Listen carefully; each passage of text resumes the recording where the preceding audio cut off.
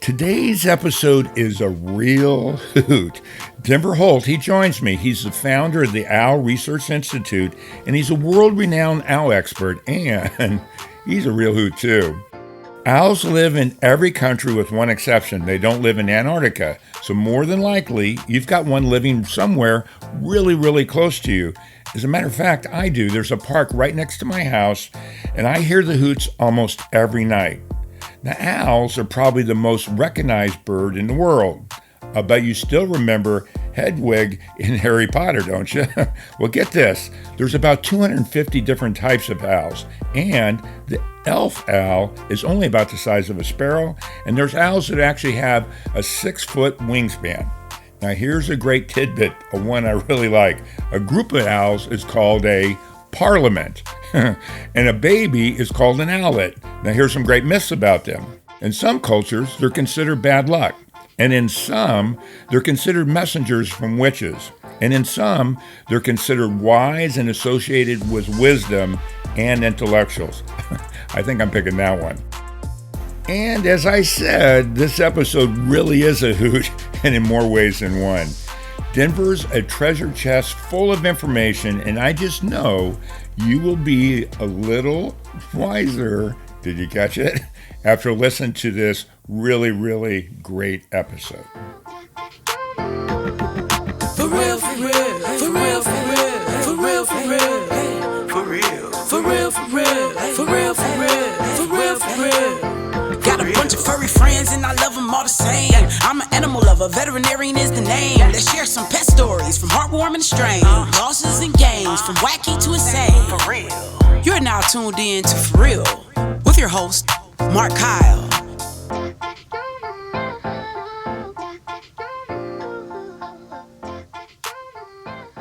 Hey, everybody, and welcome back to the For Real podcast. Today, my guest is Denver Holt. He is the founder of the Owl Research Institute, and wait to hear the story. Denver, I'm so excited to have you in here. There's a lot of questions I have for you, and welcome to the show.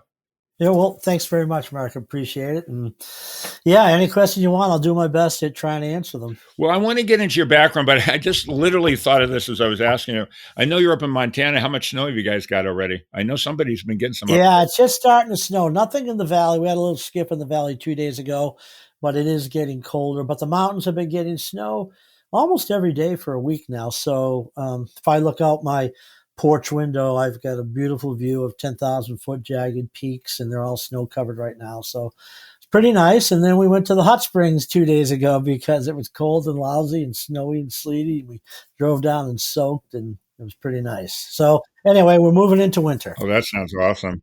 Well, you know, for you guys listening, my son went to school in Missoula in Montana, and you're just, what are you, about 60 miles north of him or somewhere? Yeah, like that? exactly. Yeah, right, exactly. Went to school in Missoula.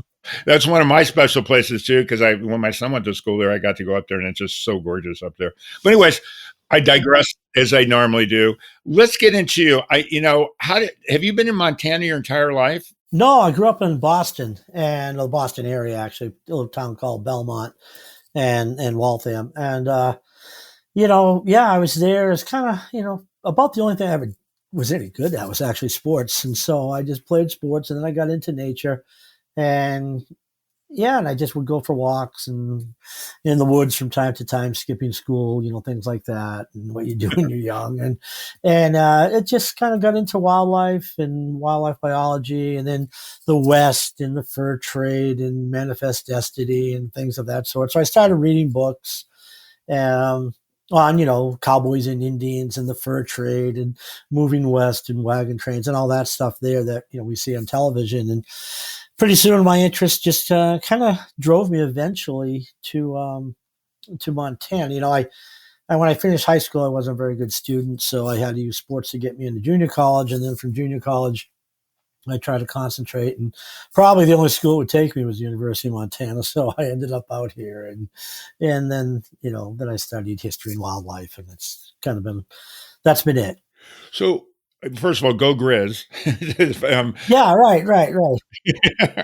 So how did you get into owls? Because I know, the Institute started in 1988, but I mean, what got you there? Yeah, well, prior to that, actually, when I used to walk the woods back in Massachusetts, I can't remember how it happened one day, but I was in an old apple orchard, and I just happened to look into the tree, and then there was a screech owl, a red morph screech owl, sitting in a rotten out hole, staring at me.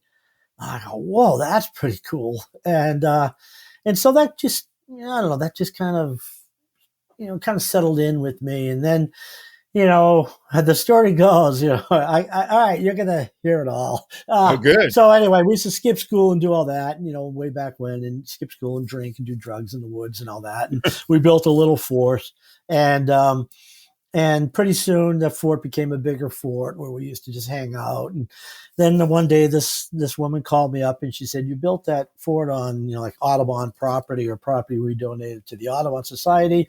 I got your name through the grapevine, and I wanted to call you and tell you it's going to have to come down." And I was, young and kind of a little bit rude to the woman. And they took it down, and she said, but she was really polite to me. But her sentence that ended it was, "Well, you clearly have good energy, and if you ever need a summer job or anything, just let me know." So the next summer came, and she was a very wealthy woman that lived up on the hill, and I went to her house, banged on the door, and said, "Hey, I need a summer job, and you said I could come." She goes, "Who are you again? Remind me." And I told her.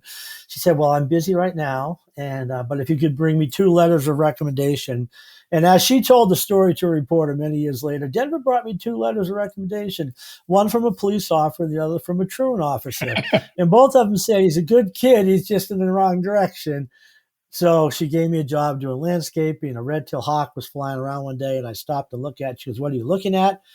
I said, "A red-tailed hawk." She says, "How do you know it's got a red tail? Or it's a red-tailed hawk?" I said, "It's got a red tail, lady. What do you think?" So she left, came back out with a pair of binoculars, and it turned out that she was a big bird watcher. She was sponsoring the early reintroductions of peregrine falcons for the Audubon Society on all these boards. So I worked at her grounds. One day I came, and the chief Cherokee was out.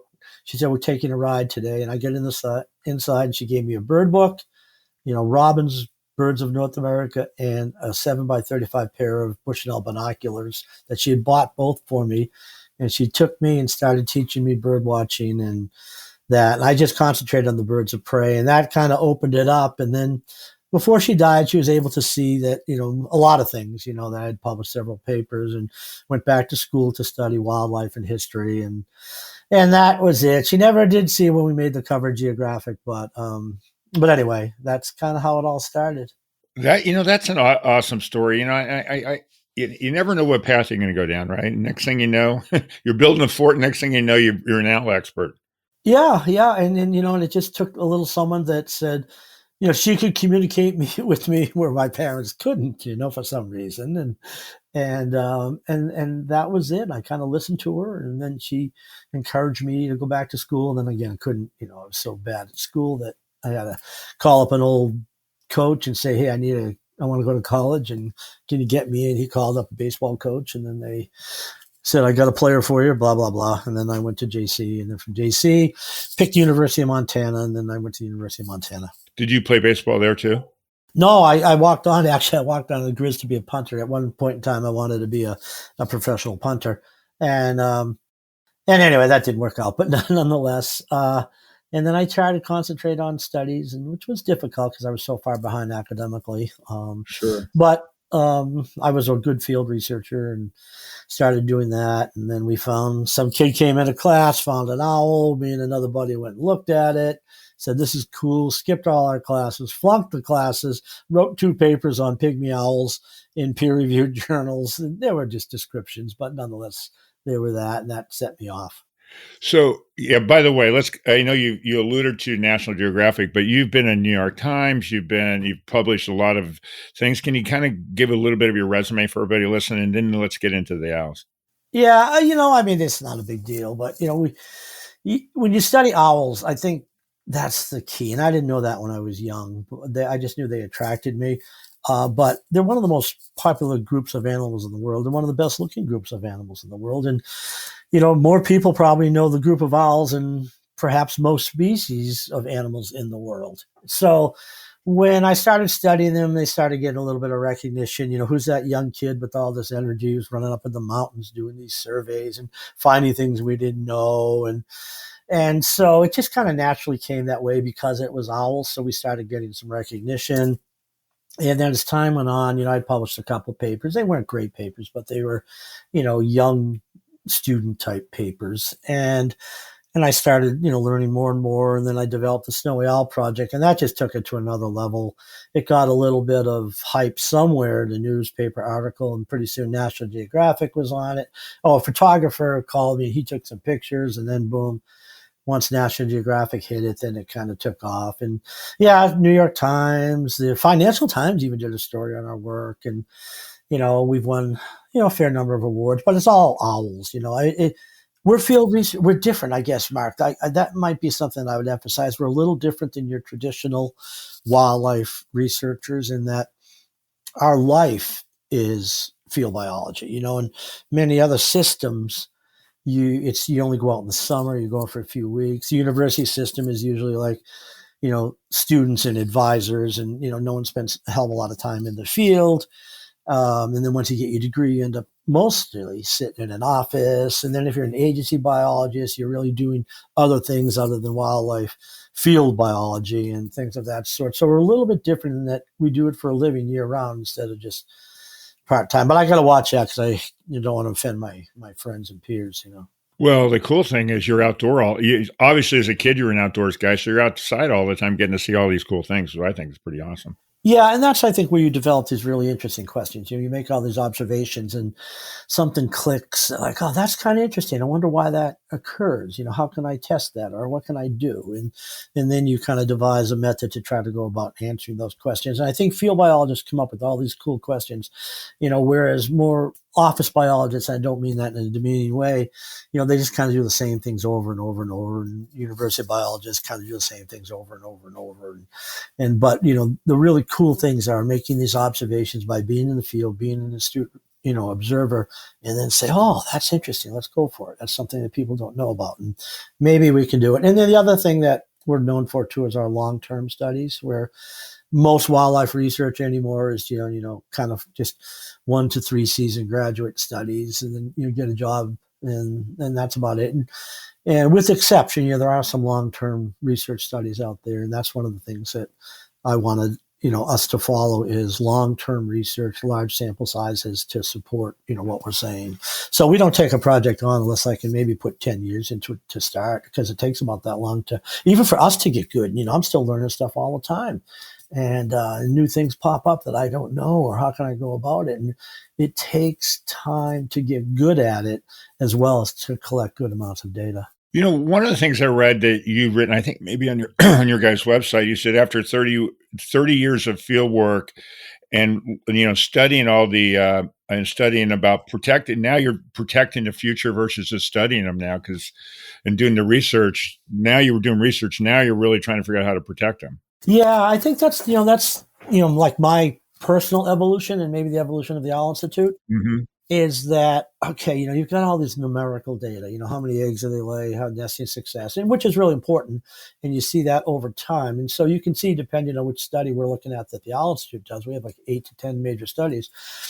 Some of the populations look pretty good where we study, others are declining, like the snowy owl one seems to be declining. So we've kind of morphed into, okay, it's about conservation. And we all know it's about protecting land. Everyone in our business knows that. But now we're saying, I'm trying to say, okay, it's land preservation, it's long-term monitoring, but, we got to protect more land. We got to make sure the land that's protected stays protected. And you have to work with, an increasing population, increasing desire from others to want that land for different reasons. We all want it for different reasons. And so that's where you kind of work with people like developers, for instance, or resource managers and things of that sort. So protecting land, but at the same time, just protecting land is not enough. So let's say we're going to protect this 1,000 acres right over here. Well, great. But you still have to monitor what's going on within that, right, to find out how populations are doing. You can't just say it's there, it's set forever. And then, so I'm trying to say, protect the land, monitor what's going over time, and then maybe we can figure out how populations are doing. and then have alternate landscapes, because landscapes change. So as I'm writing in our newest newsletter, I was saying, okay, now we have to say, all right, if this landscape changes, do we have alternate landscapes, 500 miles down the road or whatever it is, and Right. for animals to move to. So anyway, that's kind of what we're doing now. I'm trying to become a little bit more of an advocate for conservation, not just with owls, but other species of wildlife. But owls is the perfect group of animals. And tell me if I'm talking too much, but it's the perfect group of animals because everyone likes owls. I mean, unless you're in the spotted owl controversy over there in the Northwest, and for the most part, everyone likes owls, and owls gather your attention like almost no other group of animals because they kind of look like us and we pay attention and they're cool looking. And for some reason, everyone knows an owl where everyone doesn't know everything else. So let's do this. So let's talk about owls in general, and then I want to get into some specific ones like the snowy owl and that. But can you tell people, a little bit about North American owls? Of course, I did some reading, but you're the guy that knows everything. Can we get into that and tell people, some of the specifics about them? Yeah. I mean, I think, from a basic standpoint, first you say, how many species are there in the world? And it's really hard to say because, new molecular techniques, coupled with field biology, sometimes change the number. So right now we're thinking there's 260, 270 species of owls in the world. And then let's narrow that down to North America, north of Mexico. So let's just say United States and Canada. And so, again, depending on, how you define a species, there's roughly 19, perhaps 20 or so species of owls in Canada in the U.S.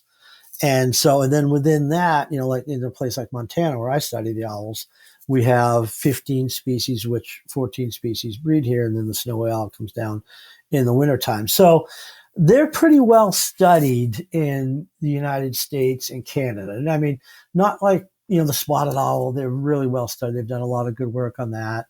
And then some of the other species have some pretty good studies going. So, and then we just pick the species that we work on, and then we try to do the long-term research and monitoring, and then with the conservation and education as well. We do a lot of programs like this as well as, just general talks and stuff like that. So about 19 species and 1920 species. It'll change, I'm sure, soon in Canada and the United States.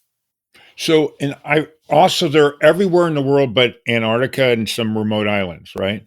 Yeah, correct. Everywhere in the world, but except Antarctica, which is another reason everyone knows that they are, because every civilization or every, native society that's ever been anywhere has always encountered owls. And if it's not stories of them, there's etchings in cave walls in France that date back, 30 to 35 or so thousand years ago of owls that people encountered, so they've always been recognized, throughout the world. And there's probably some oceanic islands where they haven't been found, but they've populated the Hawaiian Islands. So think about that. How the heck did they get there? And so, and we know that, the short-eared owl maybe naturally got there. The barn owl, we're not sure of, it might have been introduced. And then the historical or geological record indicates that some of these islands or peninsulas had, very large terrestrial owls, so flightless owls that stood maybe 3 feet tall. They didn't fly? Yeah, and that's kind of an evolutionary thing on, remote islands, that birds that didn't need to fly, that didn't need to escape predators, for example, didn't evolve the big breast muscles and the ability to fly. Some have, evolved swimming underwater like penguins and other things like that. But right. On these islands, the geological record in the osteological record, the bone records indicate that they had these giant, terrestrial owls that lived on these islands, and they didn't have any reason to develop flight to escape predators and all that stuff. So they have like a reduced sternum, really reduced muscle mass, and all indications are from the records, the fossil records, is that they were flightless. So these guys what was their diet? I know, generally owls as a whole, they eat, small mammals and insects. Were these the flightlet ones? Or did they just eat, I guess, insects, or could they run fast? Yeah. I don't know that, and that's all inferred. And so Yeah, yeah. the people who put that together, will say, okay, look at its leg structure. It indicates that it was, bipedal. And they're all Right, right. pretty bipedal, like, burrowing owls and snowy owls, for example, short-eared owls. But maybe those large flightless ones, and everyone infers that. And maybe there were, small mammals, small rodents on these islands, but maybe not. Sometimes the mammals don't get to those islands. Depends how remote they are. So they might have fed on other things, and I don't know what it was. Yeah. I didn't read anything about that. That's really cool. So a lot of things I read too. Let's talk about their eyes and how they see and all that stuff. I mean, all of it's just so interesting when you start digging into it. Yeah, that was the things that really fascinated me was like the evolution adaptations in owls. I mean, you could take any group of animals and really be awed at what traits they've evolved to cope with, where they live and the habitats they live in and how they secure food and breed and all that stuff. But one of the things that was so interesting to me was, there's not a lot of, nocturnal or nearly nocturnal animals out there, particularly birds. And for owls to exist in this kind of somewhat, nighttime or low light level, time of day was interesting. So vision, and that's one of the things we always talk about owls is those great big eyes. Well, why do they have those great big eyes? Right. And so what we know, and you have to realize that I'm extrapolating, and we as like owl researchers extrapolate from few studies in the lab to what's outdoors. So what we seem to know now is owls have great nocturnal vision. And, the photoreceptor cells in the eyes of us, as well as, birds, is a little bit reversed. So we have rods and cones named for their shape. So cones, like what you and I have, a higher ratio of cones to rods, enable us to see in color as long as we have daylight, some kind of light. Right. And once we lose our light, then we lose that. But so that's our, photoreceptor cells for color vision. And then owls have rods, a higher ratio of rods to cones for color vision because of their low light / nocturnal behaviors or lifestyle. And that allows them to bring in more light, project a brighter image on their retina, and be able to see, shades. I don't think anybody's got that figured out quite, is this shade darker than that shade, but they're able to use that to monitor small mammals, birds, whatever they're eating, insects in low light versus, us that we need light in order to see color, and we don't have very good vision at night. But we do have rods as well. And if you look a little left or right of center of what you're staring at night, then you tend to use the rods. You can see a little bit better. But for all practical purposes, we're not very good at night where the owls are. So that fascinated me. And along with their hearing, so it can't just be one trait. So depending on the species and often depending on, if they're strictly nocturnal or they're crepuscular, often depends on their hearing and how the hearing has evolved. So in some species, the ears are asymmetrical. So ours are on the same level. If you put your index finger up on them right now, we're on the same level. That's symmetry. And some owls, the left ear is higher than the right is higher than the left. And so at night, coupled with keen vision, is this keen hearing where they can localize a sound source on the vertical and the horizontal planes almost simultaneously. And then you're adjusting their head this way and that way just a tad. And they can go in and actually capture the sound source. And the classic example of that is like, some of these northern owls, like a great gray owl or boreal owl, that hear sound source under several inches of snow, and it can crash through several inches of snow and capture the sound source. And then, so you take those two traits and then add in other things that we've kind of discovered in our work. So when we see these owls that are maybe a more vision oriented, let's say like a snowy owl is more vision oriented owl, still has good hearing. What you see, it doesn't have a well-defined facial disc, which helps in funneling sound like a satellite dish. It has symmetrical ears, and if you look at its feather structure, it doesn't really have that soft feather structure that some of the other owls do. So if you look It doesn't have the silencing flight as well developed. It does, on the three structures on the feathers. So vision may be more important to them, although hearing is supplemental. Then you might look at something like a great gray owl that has a well-defined facial disc to help funnel sound into the ears. It has asymmetrical ears for helping pinpoint prey, and it has the structural adaptations on the feathers that help enhance in somewhat silent flight. So hearing may be important to them, supplemented by vision. I mean, it's, and it just goes on and on with all these adaptations that I just have found very, very interesting. Well, one thing I read, and are they all like that, where their eye only moves 1 degree approximately, and that's why they move their heads and they bob their heads and do all that other stuff?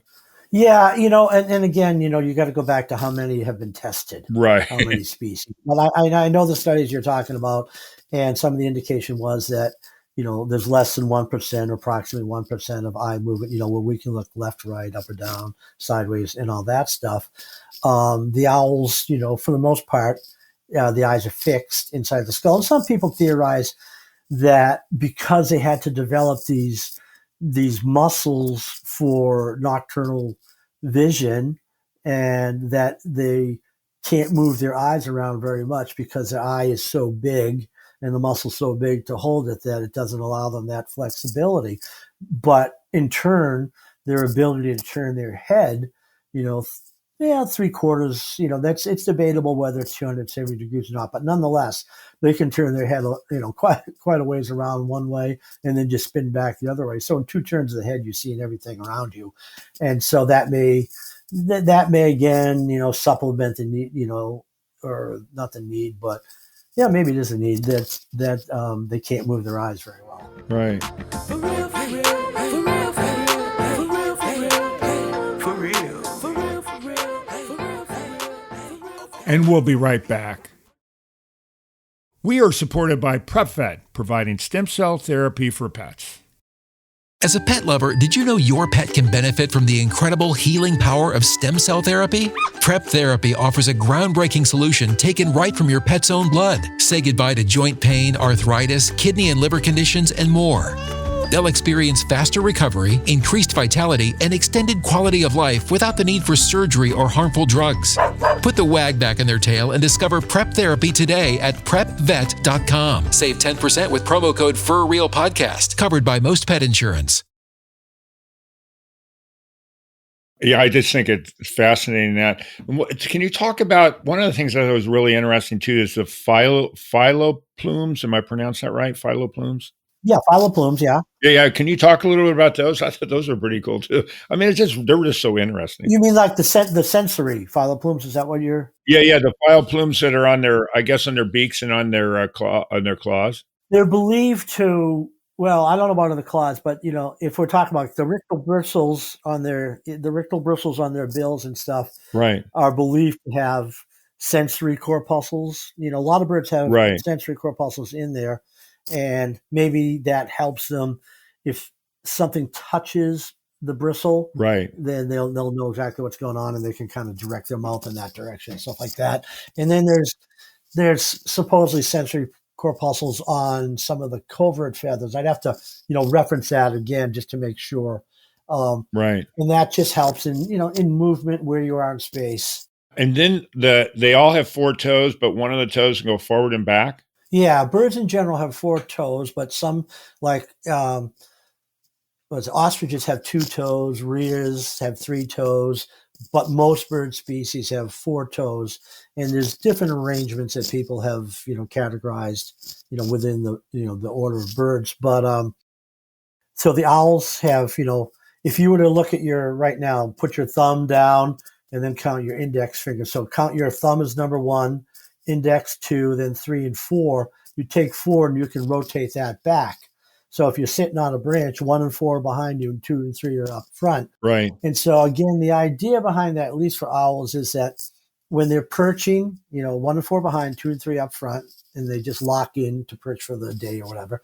But when they're hunting at night and they see whatever they're going to prey they're going after, that they fly in and they can rotate number 4 out and give it a higher surface area in order to grab prey.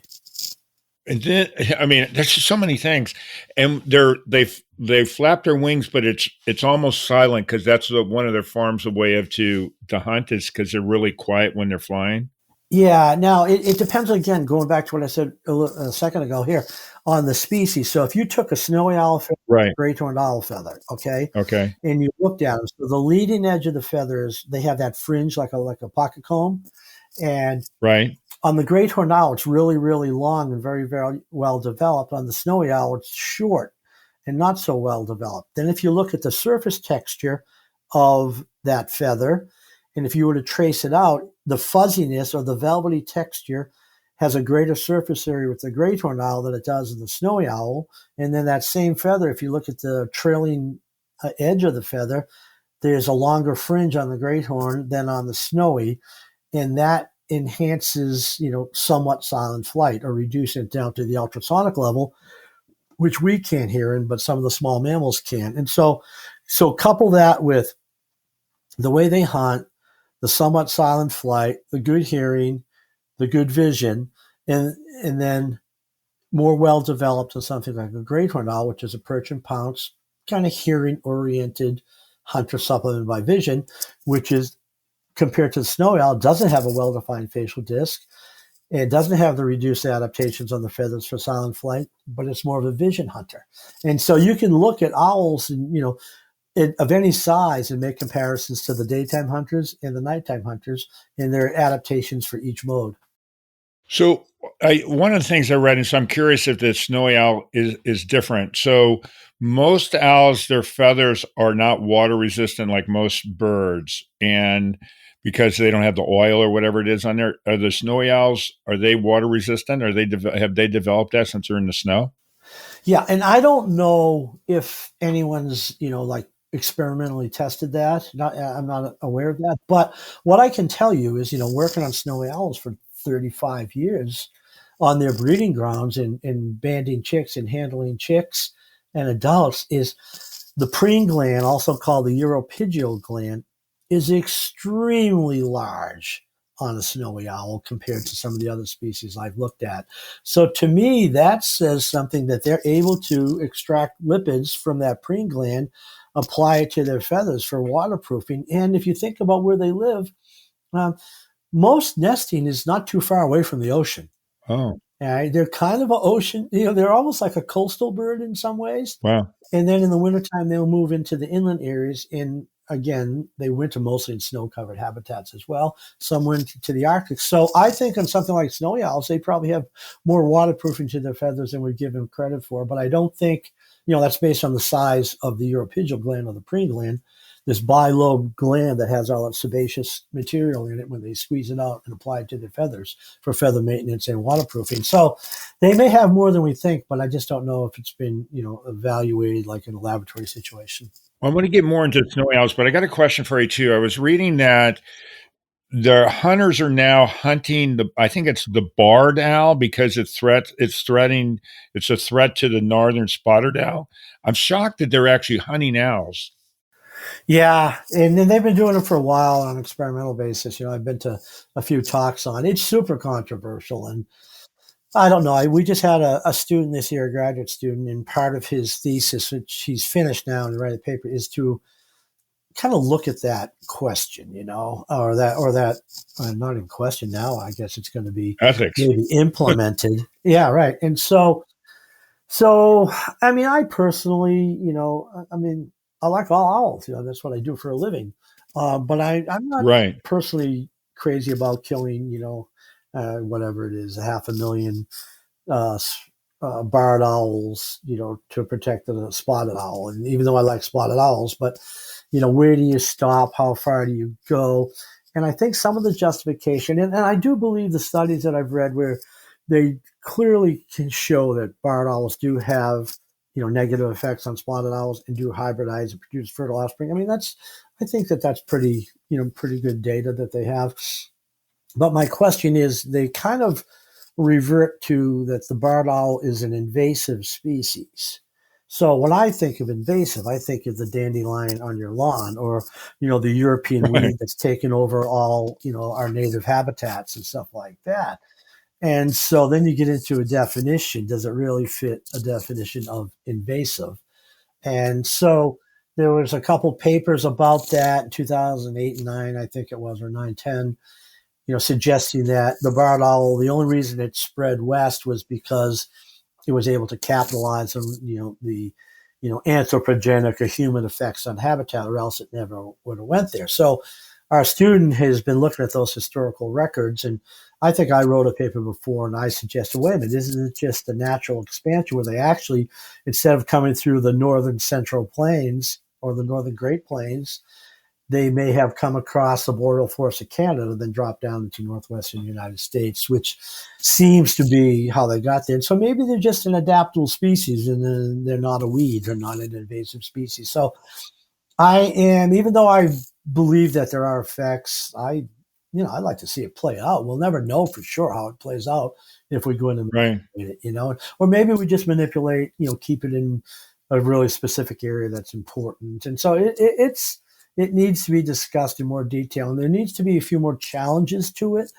And people are starting to crank up now. And I think the guy who wrote the papers years ago is a little concerned that, oh no, what have I done or something. So anyhow, it's a mess, and it's going to be a mess. It's just, what we do. So who defines that they're invasive? Is it the government, or just based on a paper and from a scientific observation? Well, I think the suggestions in some of the papers were like they're an invasive species. And then and I didn't read the whole environmental impact statement. I read, just a couple of parts that were important to me to read. Mm-hmm. And I think that that's the biggie. We have to define what is invasive, and, we can be loose on words if you did anything, we have a word and we say this, and if you look up what it means, that's not what it was intended to mean. So I think we have to get back to what is invasive and then talk about the ethics behind it.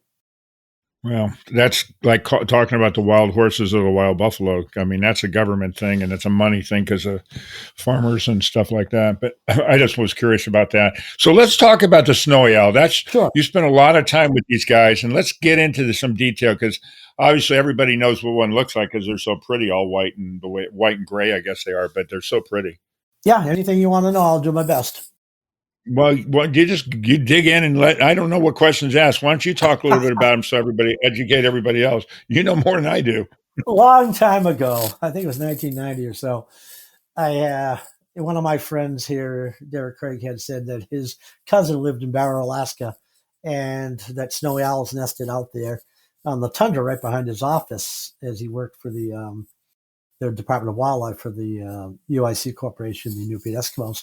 And so anyway, I wrote to him, Craig George, and I said, hey, I'm interested in doing a study of snowy owls. He immediately responded to me and said, oh yeah, there's very few Arctic researchers in general. We'd love to have you up here. And so we kind of put it together, and they helped me out a little bit, and just information in 1990, did some data collection in 91. I wasn't able to get there, but I got there in 92, and I've been going since from 92 to present. And so the idea was to look at, the snowy owls there in Barrow, which is now called Utqiagvik, and which means a place to hunt owls in Inupiat. And was to look at that in relation to lemmings, because he already had a basic idea that, early naturalists, as I always said, snowy owls are abundant when lemmings are abundant, and snowy owls kind of disappear or lower numbers when lemmings aren't. So I started that study to look at snowy owls in relation to lemmings. So we found nests, monitored the owls, monitored reproduction, and then sampled lemmings in conjunction with that. And consequently, I've got one of the longest long-term lemming studies in the world, which, is, again, as long as the snowy owl study. So that was how it started. And now it's just become, you get these studies and you're like, should I quit? Do I know enough? And I just keep saying I want to go, but longer and longer. But the population about 10 years ago started declining. Now, clearly there are population fluctuations, and, some people call them cycles. I don't know if that's a correct term, really, but it shows patterns. There's no doubt about that, that it could be every 2 to 6 years, there's a high in the population. Then most of the time there's a low in the population, and then boom, there's a high in the population. And it correlates really well with the lemmings. And so when there's a lot of lemmings, there's a lot of owls breeding. When there's few lemmings, there's few owls breeding or no owls breeding. And it can be every other year, it could be every 6 years. And the longer you run the study, the more you realize, well, patterns emerge, but I'm not sure about true mathematical cycles here. Because we just like to put things in cycles, glacial cycles, Sure. spot cycles, everything's got a cycle, but everything does have, kind of patterns, over time. So anyway, and that's what we've done. And in the last 10 years or so, the numbers have declined, both particularly the snowy owls, kind of like this steep decline up in the Barrow region. And the lemmings are declining at a slower rate, but maybe that's all it takes for the owls to, have a significant decline is lemmings to decline. Yeah, they're almost, at least in my area, and actually throughout the world. I just published a paper on worldwide feeding ecology of snowy owls, the importance of lemmings and voles in a changing climate. And basically in the Barrow region, we have looked at over 46,000 prey. I think it's 46,000. And we've looked at that, and we found that almost 90% of it is lemmings. I mean, if they don't eat lemmings, or if those lemmings aren't super abundant, then they're not going to breed, or they're going to breed in very low numbers. It kind of depends. So the lemmings don't, like just up and disappear, but their populations fluctuate widely from year to year, and sometimes just even within a season. Yeah. So my numbers, I'm grabbing this as I look. I thought lemmings just ran off cliffs. Yeah, they don't run off cliffs. There's that movie. I can't remember the name of the Hollywood I movie know. where they were trying to say, do lemmings commit suicide?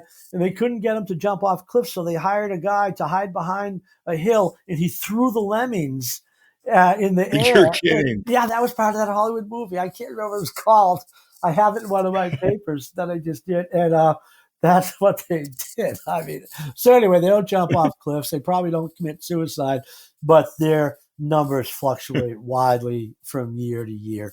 So in that study in Barrow, I had 43,689 prey, and 90% of it is just one species, the brown lemming.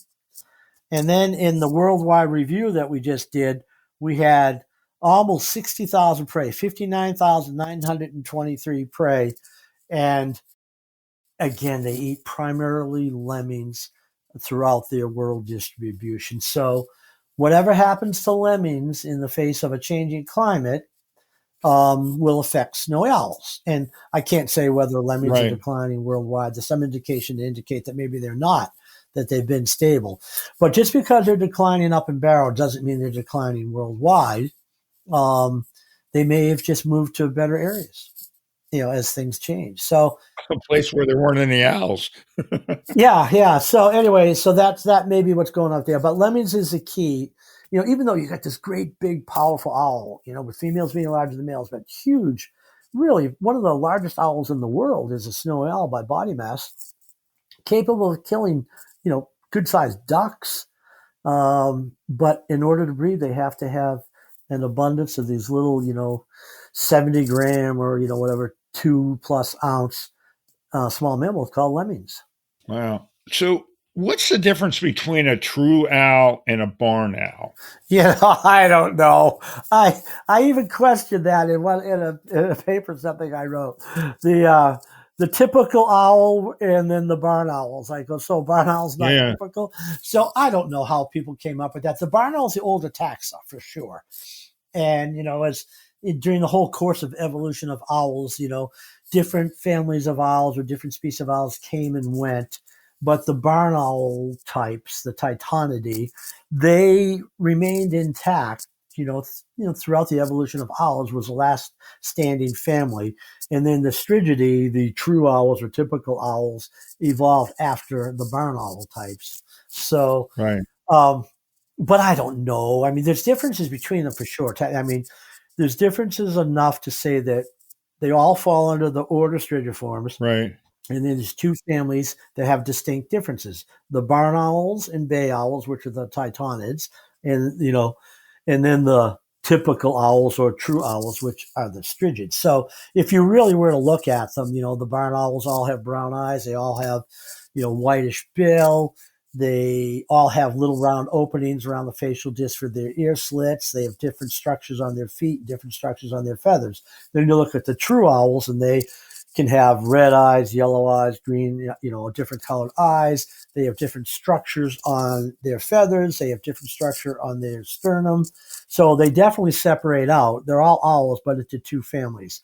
About 41 species of barn owl types currently recognized, and then 200 and something of the other species in the true owls. One of the things I read, what I thought was really cool too, was that when they have babies.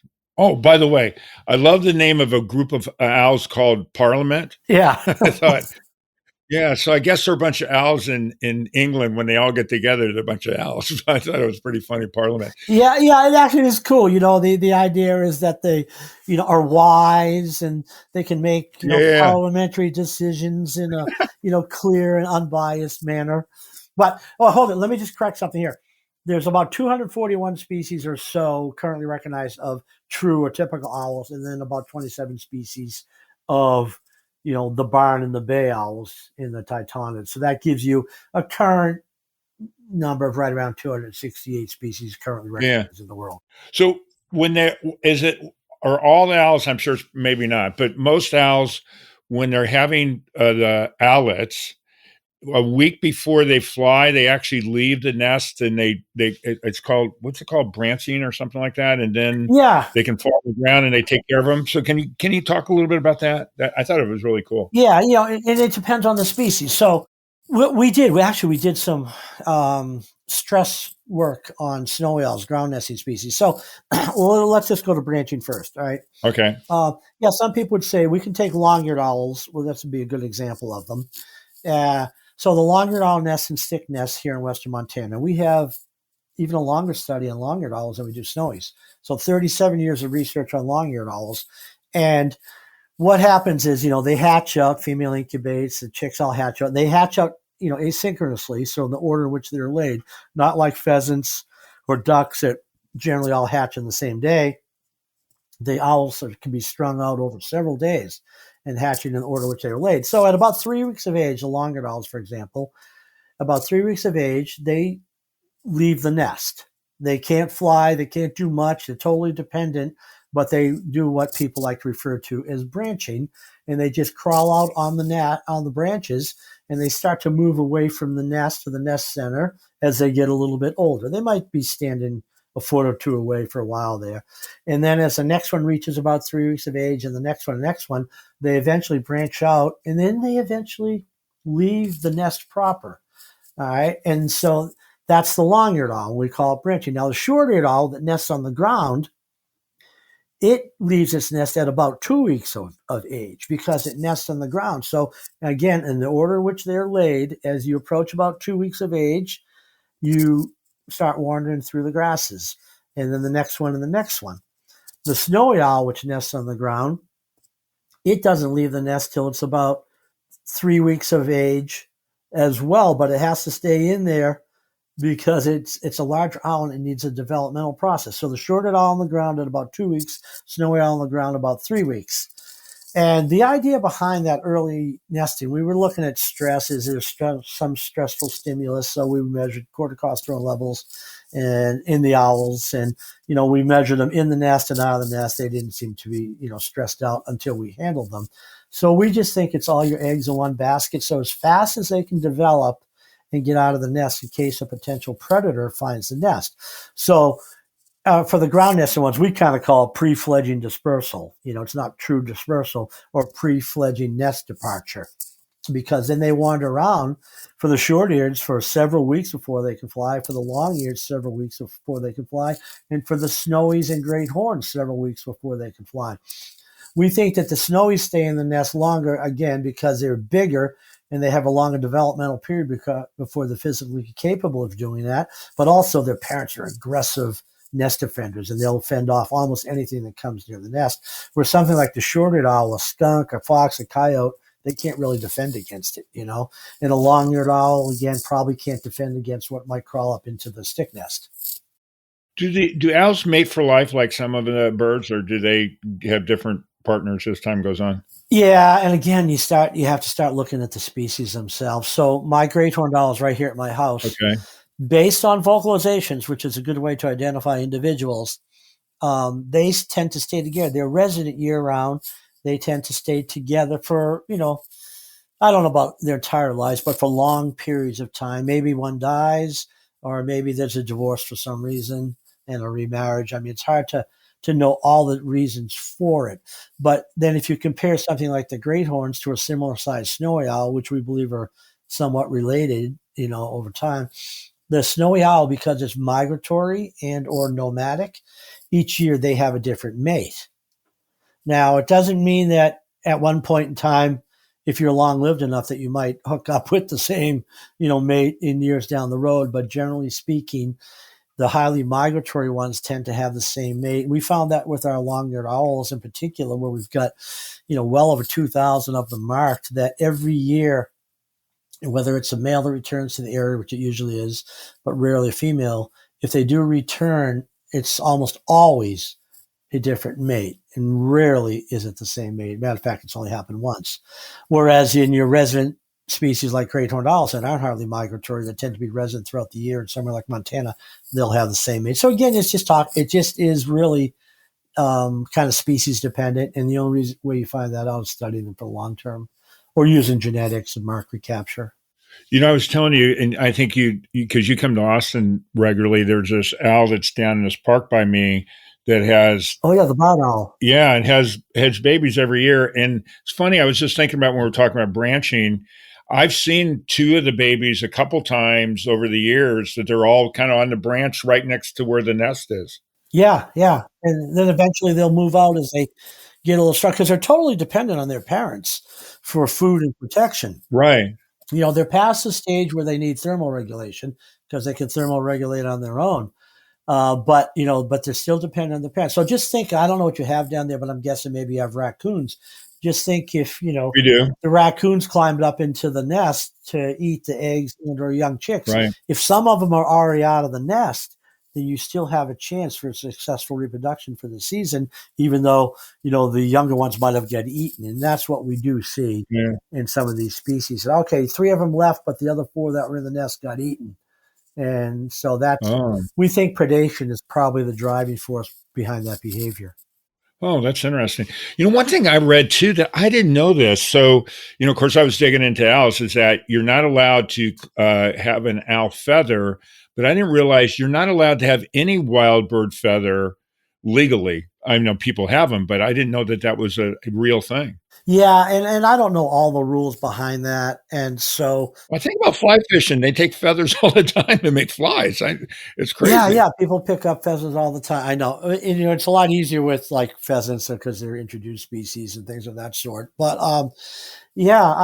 sometimes when we see a dead owl on the road, perfectly beautiful shape, like this has got to be a value somewhere, instead of just leaving it on the road or tossing it. But there are a lot of federal and state regulations that we adhere to. And so maybe we're able to use them to get them, mounted for study skins and for educational purposes and things like that, and use feathers for educational purposes. I know our crew has got a school group coming tomorrow. We have stuffed owls, we have mounted owls, we have skulls, feather parts, and they'll teach using those. And so we use them for teaching. But yeah, I don't see any reason why someone couldn't take a feather off a dead animal on the road. Well, you're not. It's for the yous and me's, not the scientific people. So like a me, if I grab a feather, technically I guess not technically, it's illegal. But I mean, nobody's going to come to my house and say, how many feathers you got? I know. I mean, people find feathers all the time. And, I know. Where I live here, every cowboy hat's got a hawk or an owl feather in it. I know. Think about all the people you see walking by. I never even thought about that. Yeah, I had no idea. So to kind of finish up a little bit, let's go into some of the myths about owls. There's all it's crazy. There's a spectrum of different mythology about owls. You want to get into some of those? Well, I think that the biggest one is that they're the harbinger of bad news, and right, bad luck. Yeah, and it kind of depends. And, in a lot of native cultures in the United States, there's that whole, I heard the owl call my name, or I heard the owl hooting last night, and therefore something is going to happen to, someone close to me, a loved one or whatever. And so there's been that, but it looks like in some of the reading, I haven't specialized on it, but some of the reading that I've done, it seems like it's kind of gone through, both ups and downs, where there are times when people don't even care about it. Oh, yeah. And it's good luck. And then at other times it's bad luck, but most of it, I live on, the Flathead Indian Reservation. And so recently I was asked to go to the cultural committee and explain why we want to put live cameras on owls, because of the cultural significance of just what we're talking about to some of the tribal members, particularly the older tribal Right. members. And so we went there and we did a program and talked about it and stuff like that. And the head of, one of the cultural committees, we went to two of them, but he goes, that was pretty good. And he said, we see no reason why you can't do that. And he said, times are changing. And we think that this is good now. It brings light to the owls in the way that you're doing it is not offensive to anybody. So it's a sensitive issue, particularly with native cultures, but a lot of people put, holes in their barns, particularly in Europe. So the barn owls would come in and take up residency, and then that they would kill the mice that come in the barns to eat the crops. Right, right. I always thought of them, what I grew up as the wise old owl. That's what I thought. You've heard that, it's kind of like the wise old owl sat in the oak. The more he Yeah. heard, the less he spoke, the more he learned. Why can't we all be like that wise old bird? Yeah. And so there is that too, is the owl really wise? And it goes back to the whole parliamentary thing. Yeah, Parliament. And then, and if you look, there's some really cool books on how owls have been adorned throughout history, whether it's in ceramics or gold or clay or stone, Right. rock, and Harry Potter. you name it. There's some beautiful, beautiful artwork with owls in it. They're protecting this, or they're telling you that, or they're just, really, really neat. We like to have them. And so, yeah, there's numerous books that depict owls in various forms, and that shows the admiration for owls. And that's why when I kind of opened with, there's probably no other group of animals in the world that is so widely recognized as owls, and for various reasons. The craziest one I read were they're witches, and they can transform into owls so they can suck the blood of babies. I mean, there's some crazy ones out there. Yeah, there are some, and I've read them in some of the books. I can't recite them, but I have read some of them. And then I guess when they hoot, it wards off evil. I just love I love like mythology anyway, just because people be crazy. Well, you think about why again, going back, why are there so many stories like that? Why are there so many artifacts that depict him? And just think of this. We can kind of end it however. Think of this. All right, you're sitting there. You get a big head. I have a big head relative to our body. Right. We have relatively flat face. Right. We have forward-facing eyes. We have a down-curved nose for the most part. All right, so our eyes can have binocular vision. We have symmetry of the eyes, the nose, and the mouth. We kind of have symmetry of the ears / funky hairdos. And there's something about owls, and it may be, do they just kind of look a little bit like us with those big eyes? Is that the attraction? Or is it the hooting and the tooting, the screams and calls of the night?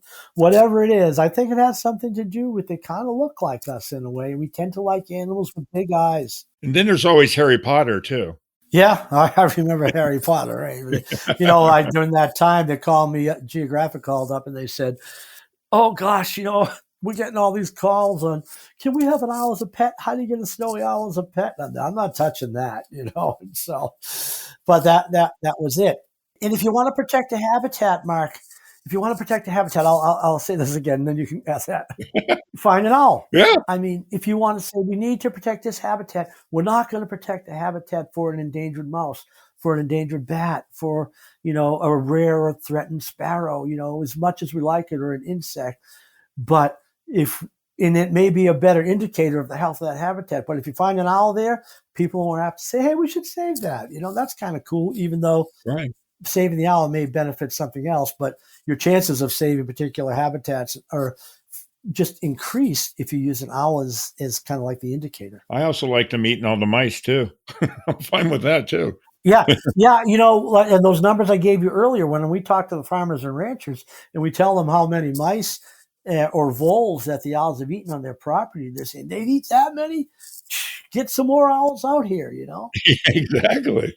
and hawk. Okay, so anyways, here we're running out of time. So I'm gonna, I was talking. I always do a silly animal joke at the end. And I found one about owls. Oh, love to hear it. Okay, so I found one about owls, and everybody, I know you're cringing as I go now, but here we go.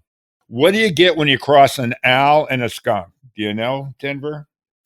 An owl, you said cross an owl and a skunk?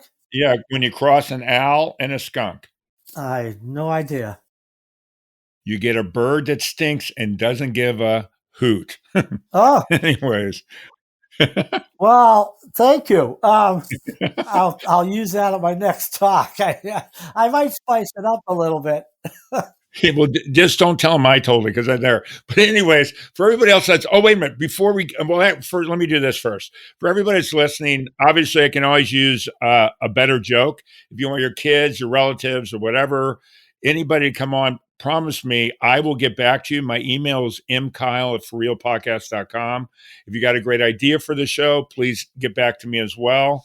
But seriously, anybody that will come on and tell a joke, I would much prefer not to. But before we go, Denver, real quick, can you tell everybody that's listening, and for everybody, it'll be in the description of the podcast anyways, but how to get a hold of you if they have questions, the Owl Research Institute, any information you want to give out there for everybody else out there, please let's put it out here. Yeah, sure. I guess I would just say to go to our website at owlinstitute.org. And, of course, we always need support to maintain these projects and to be able to provide information as we did just now. So, and there's a million ways to support us and a million ways just to see what we do. And so go to our website and check it out and become a member or donor. We have a beautiful, beautiful newsletter that we send out once a year. So, that would be the way to do it. And hopefully we hear from some of you. So for everybody who's listening, I've been to the website. I can tell you it's really informative. There's all kinds of really cool stuff there. And, we got to support these guys because we all got to give a hoot. Anyways. All right. Well, I appreciate that. Hey, Denver, thank you so much for being on the show. I really appreciate you taking the time. And for everybody else that's listening, really and truly, you guys make the difference and keep me going. Please pass the word and tell them about Denver's story, get more people to listen, follow, and all that other kind of stuff. But most importantly, thank you from the bottom of my heart, for real. That concludes this episode of For Real with your host, Mark Kyle. For previous and future episodes of For Real, listen via all major podcast streaming sites.